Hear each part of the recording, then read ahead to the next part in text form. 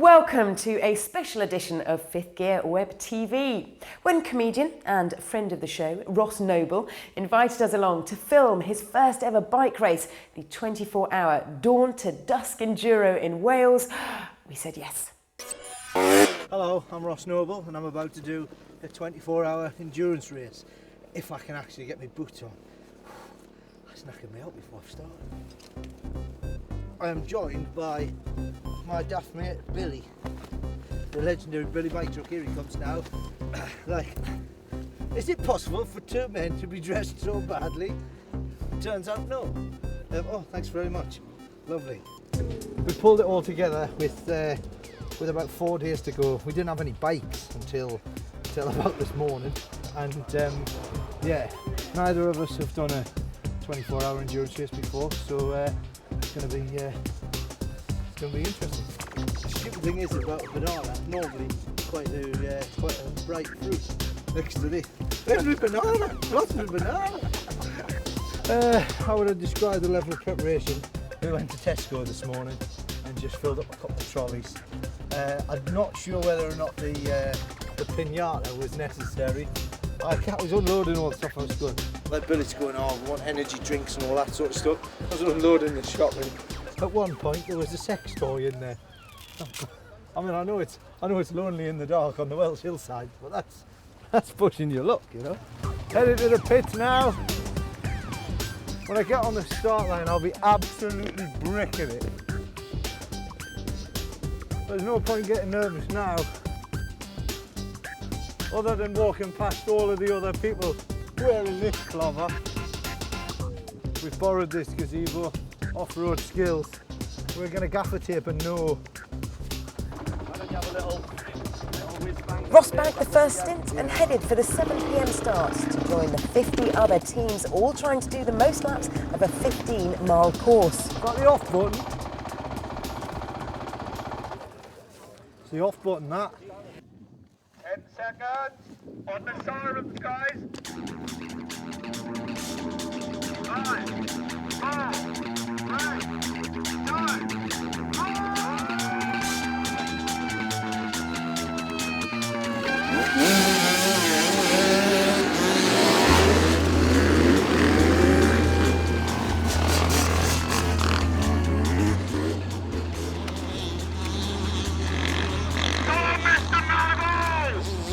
How annoyed am I at the start? If you could have seen steam coming out of my ears. Billy, give him a push! Give him a push! Our mechanic ran over the hill and sort of, reached the right feet or whatever. It started when I kicked it.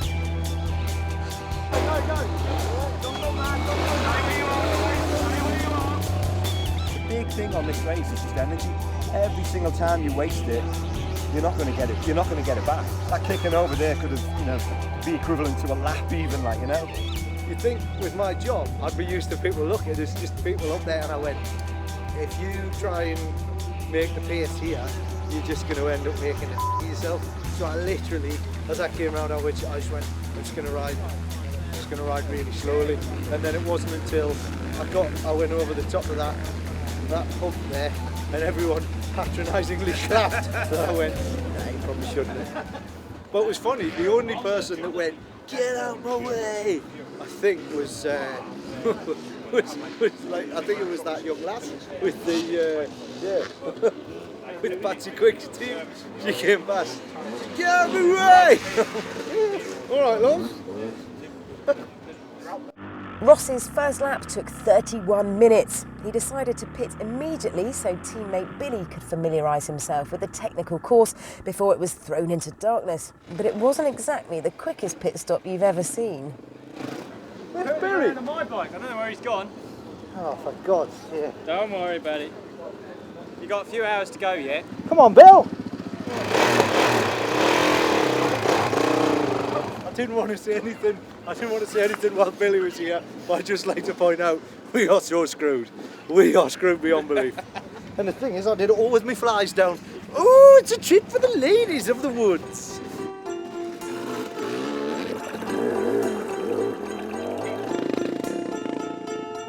Because the course was unlit, extra lighting was needed to help navigate through the night. I could not be more like I'm on Buck Rogers if I tried. While Ross's lights were fine-tuned, Billy returned from his first lap. It's a powerful bike though. You never know what the inch be in. You know what I mean? Yeah, I just pick one and stick with it. 90 minutes into the race, and our hero headed off into the night.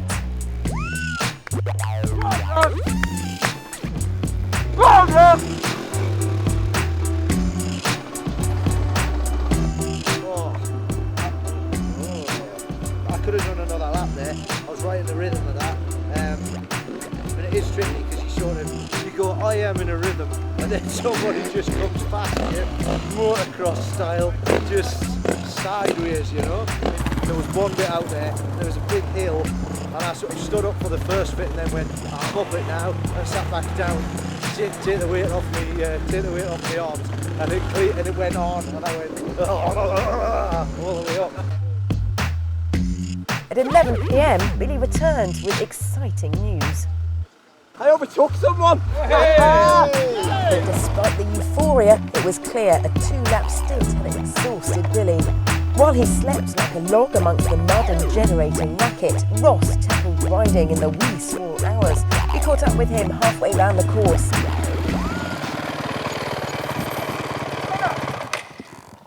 You alright? Yeah, well, I'm alright. The bike's not.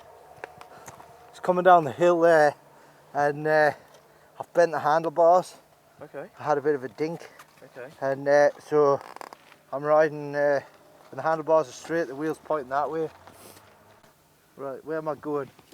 That's the good thing about having other people, you can just follow them. But I get in the dark and I go, is that me? Is that?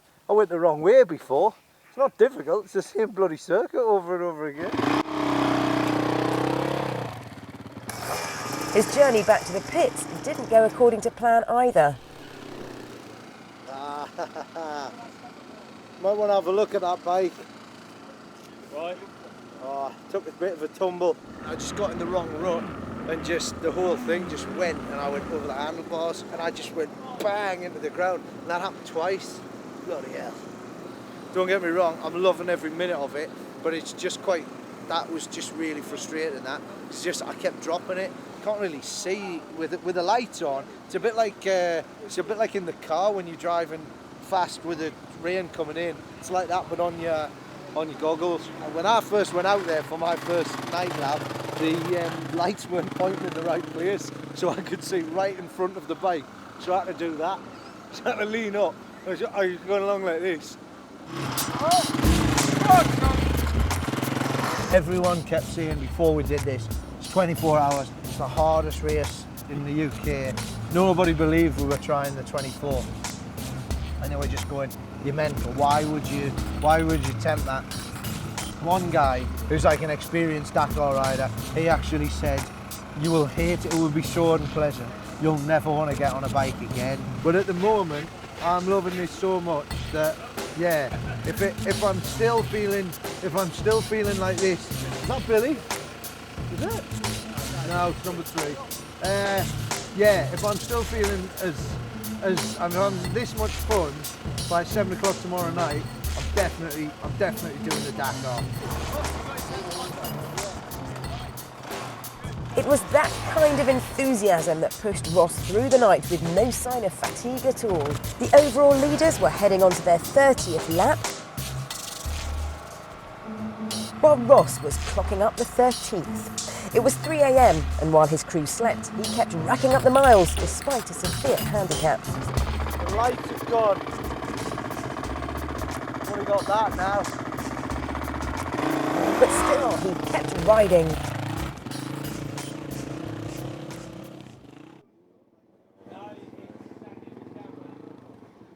The sun came up and the rain came down. Strewn bikes showed how hard the night had been. I'm now eating here, boiled in the bag, camping casseroles. And it's, yeah. You know, some people can't carry off a casserole at breakfast, but I think it's working well for me. But all was not well. Mechanic Evan had been on watch since daybreak and there was no sign of Billy. About an hour and a half. Waiting for Billy to come back with my bike, hopefully in one piece. If not, I've got some work to do. I think he's finding it a bit hard. Is he back? What do you think? I hope he's not dead. I really hope he's not dead. Have you ever had someone at this event who never come back? Yeah, but then like if I did two chances, I'm starting to get really worried about Billy now. The fast guys are going at 40 minutes. The average is about an hour, just over an hour, and he's been out there for 2.5 hours now. Soon there was genuine concern. No marshal could confirm a sighting. Everybody started thinking the worst. Billy was a good 2 hours overdue. Then, after 3 hours of waiting, word came through on the radio. Broken down. Broken down. Bike's just not going. Might be Battery or probably fuel. He's been out there for 6 hours, hasn't he? To be honest though, this is the event, isn't it? You know, 24 hours is anything can happen, and having someone with a broken down bike is the norm, to be honest. Right. Miraculously, Billy limped the bike back to the pits.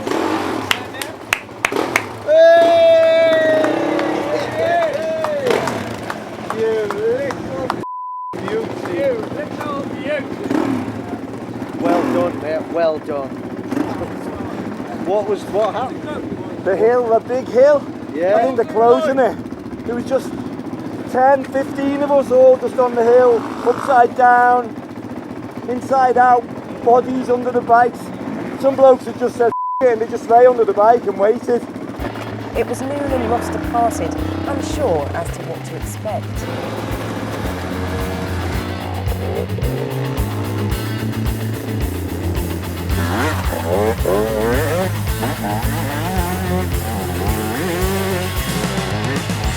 It is insane out there.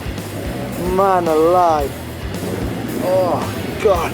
It is literally just, the hills are completely rutted. You're just deep mud everywhere. Bikes sliding out from under me. It's like, it's unbelievable. It's just mental. I must have dropped it, what, 15 times? The hills are just like this going down them, you know. I'm so badly chapped downstairs, I can't actually sit down on the bike. So, you know what I mean? Side saddle.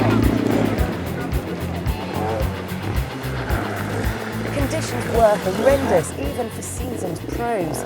We asked Alfie Hitchcock, Ross's crew chief and guardian of the motorhome, what drove his longtime friend on. This is one of the most extreme things that I've ever witnessed. I've never seen anything like it. I mean, we were all gobsmacked. You know, we were I mean, you know, you would have thought 24-hour bike ride over the hills and everything else, you'd think, you know, that's okay. I mean, look, I've made a few sandwiches. I've been over there helping organise a little bit. I'm absolutely exhausted, and I've had at least, you know, being serious, I've had a good 3 hours sleep. And, you know, I can hardly walk. And they're out there on that bike, going up and down these hills that are just like sodden, with ruts in them that were just, you know, that's absorbing the bike as it's going down. It's just unbelievable. And there is no way that this is stamina-led. No way. This is all mental. And he is mental. I'm so knackered now, can hardly stay on the thing. And indeed, during the late afternoon session, the chafing became unbearable, and Ross was having to ride through enormous pain. He precariously wobbled over every rut. We found him with an hour to go, glad to rest.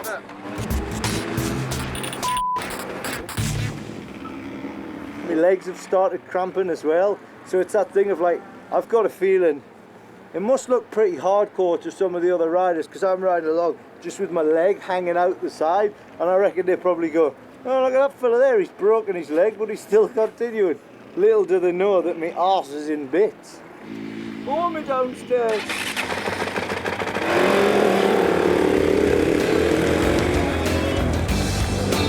As the 24th 12th hour approached, the 44 riders still lying gathered by the finish line, wearing the 1,000-yard stare of fatigue. Our man lay exhausted at the back, too shattered to say anything. Extreme tiredness meant there was no jubilant finish, just satisfaction. Out of 51 starters, Ross and Billy came 36th, having completed 19 gruelling laps. The overall winners, 53. We did it, we finished.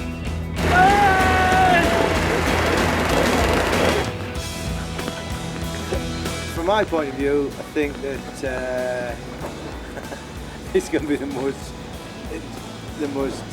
ill, the least focused interview I've ever given. This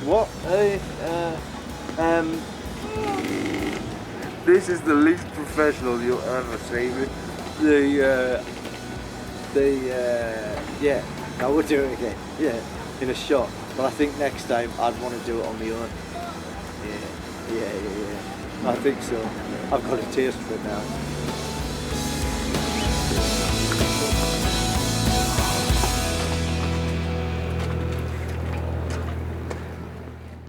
On the subject of boots, my crew chief here, Mr. Alfie Hitchcock, who's never been on a motorcycle in his life, has decided to buy himself the top of the range boots.